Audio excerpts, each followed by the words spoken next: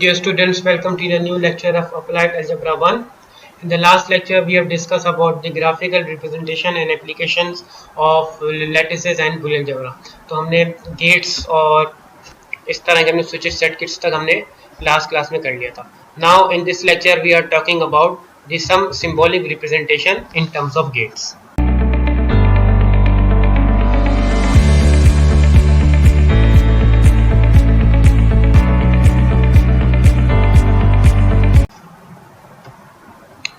So now we start the symbolic representation और इनको हम गेट्स की रिस्पेक्ट में यानी कॉम्बिनेशन ऑफ गेट्स की रिस्पेक्ट से हम सॉल्व करेंगे या इसको ड्रॉ करेंगे. सही है. तो होता क्या है, अ गेट और a combination of gate is a polynomial p which has values in Boolean algebra b. The elements obtained by replacing xi by ai which is belongs to b for each ai. सही है. xi अब हमारे पास जो circuit में यहाँ पर xi की values थी, अब हम अगर इनको रिप्लेस करते हैं, सही है, ai किसी बुलियन अलजेब्रा से, सही, और इसको हम शो करेंगे इन टर्म्स ऑफ 0 and 1 और किसी भी पॉलिनोमियल के फॉर्म में. सही. We also say that the gate is realisation of a switching function. सही है. जो हमने ऊपर स्विचिंग फंक्शन पढ़े थे उनकी रियलाइजेशन यानी कन्वर्जन ट्रांसफॉर्मेशन ही है ये बुलियन अलजेब्रा. सही है. पॉलिनोमियल के फॉर्म में. अब पॉलिनोमियल को हम p बार से शो करेंगे. सही है. प्राइम कॉन्जुगेट होगा, बार हमारा क्या होगा, पॉलिनोमियल होगा. सही है. यानी आउटपुट जो हमारे पास वैल्यूज आ रही होंगी, p bar a1 f2 up to an वो 1 या फिर 0 वैल्यूज होंगी. सही है. वी हैव करंट और no current in the switching circuit p. We define some special gates. अब हम स्पेशल गेट्स को डिफाइन कर रहे हैं a और b की फॉर्म में. तो पहला आइडेंटिटी गेट है, यानी a गया है और a ही इनपुट है और a ही आउटपुट है, तो उसको आइडेंटिटी गेट कहते हैं. सही है. वहां पर हमने इसको x कहते हैं, यहाँ पर हम ए की फॉर्म में कह रहे हैं. आपकी चॉइस, आप किसी भी सिंबल से कर सकते हैं. ठीक है. ए है लेकिन ए इनपुट था लेकिन ए बार यानी कॉन्जुगेट नहीं है, तो इन्वर्टर कहते हैं, नॉट गेट कहते हैं. ऐसा ही जैसे आप प्राइम कहते थे वहां पे. सही है. तो जब आपके पास ये हाफ डिस्क होगी उसके बाहर एक आपने सर्किल बना देना है. सही. ये सर्किल बताएगा कि जो इनपुट है उसका कॉन्जुगेट बाहर आया यानी उसका इन्वर्टर बाहर आया. सही है. इसी तरह एंड गेट होता है, a1 a2 up to n में इनपुट करता हूं, ये मल्टीप्लाई की फॉर्म में आएंगे, इनको हम एंड गेट कहते हैं, यानी x1 x2 up to xn की फॉर्म में. अगर a1 a2 up to an में रखता हूं, सही है, ये हाफ मून कहलाता है, हार्ड डिस्क कहलाता है. तो ये a1 plus a2 plus up to an यानी और गेट. एंड गेट में मल्टीप्लाई, और गेट में डिस्क्रीट में आपने पढ़ा हुआ है, और गेट में प्लस करते हैं. ठीक है. ये चार प्रॉपर्टीज ये अपने ध्यान में रखनी है.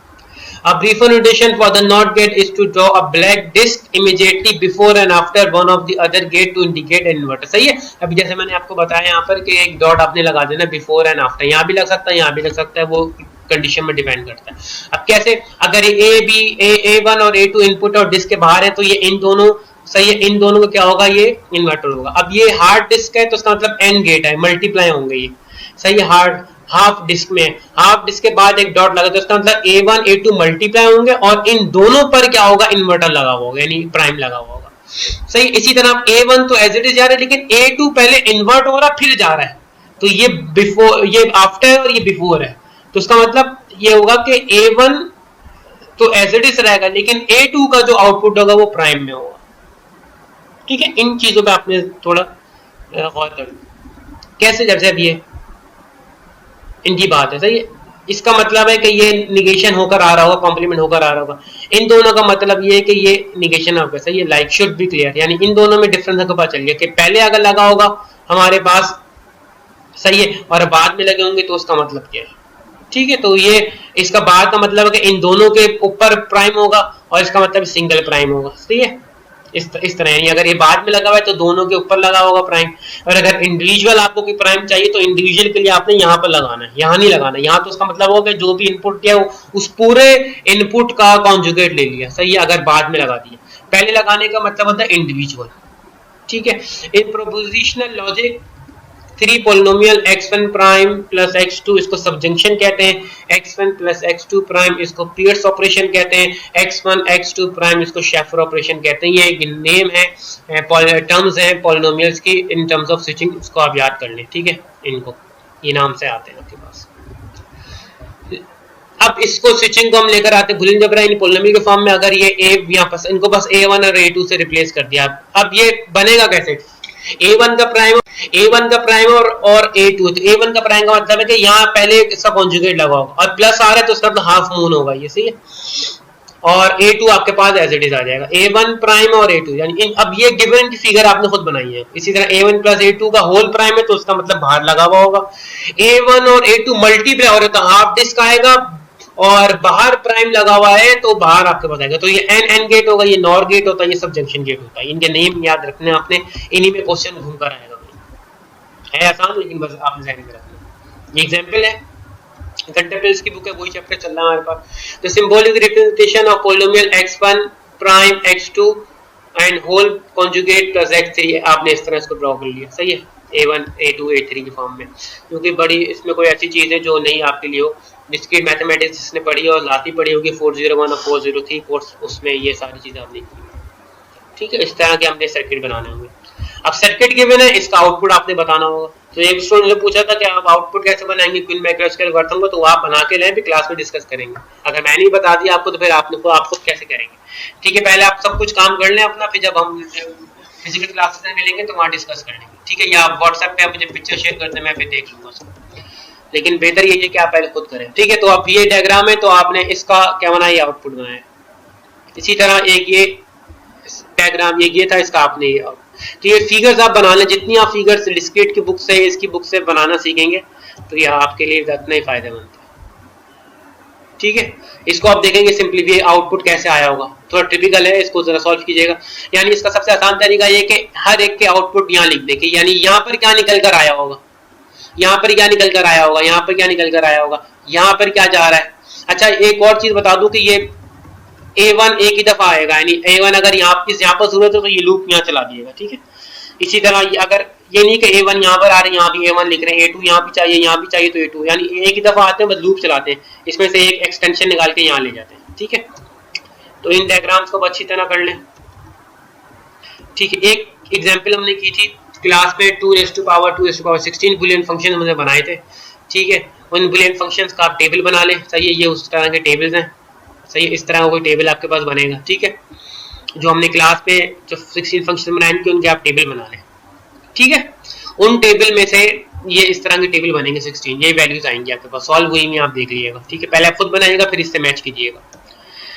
तो क्या करना है, उन यानी उन फंक्शंस में से कुछ फंक्शंस को हम टिपिकली नेम आउट कर रहे हैं, यानी P2 को हम एन फंक्शन कह रहे हैं, सही है। P3 को इनहिबिटेड फंक्शन कह रही है, इनके नाम आ रहे हैं, यानी इनकी वैल्यूज के रिस्पेक्ट से। P2 का मतलब ये 0 0 0 1, ये इस तरह का आउटपुट को हम क्या कहते हैं, एन फंक्शन कहते हैं।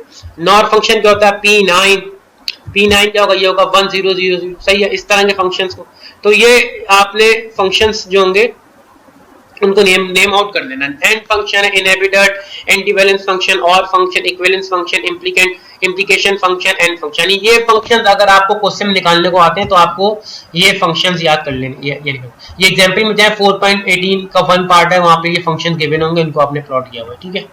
तो ये आप कर लें, सही है। 4.15 और ये 4.18, सही है। ये दोनों एग्जांपल्स दोनों है, चैप्टर 4 में होगा, वहां पे आप जाके इस बुक में इसको फाइंड आउट कर सकते हैं, ठीक है। तो ये इस तरह की एप्लीकेशंस हैं, तो इनको आप अच्छी तरह कर लें। एप्लीकेशन ऑफ लैटिसेस और बुलियन जबरा में आपके पास स्विचिंग सर्किट्स और गेट्स के रिस्पेक्ट से फिगर्स सिंपलीफाई करने बनाने के लिए आएंगी, या गिवन फिगर होगी उसका अपना फंक्शन ड्राइव करना होगा।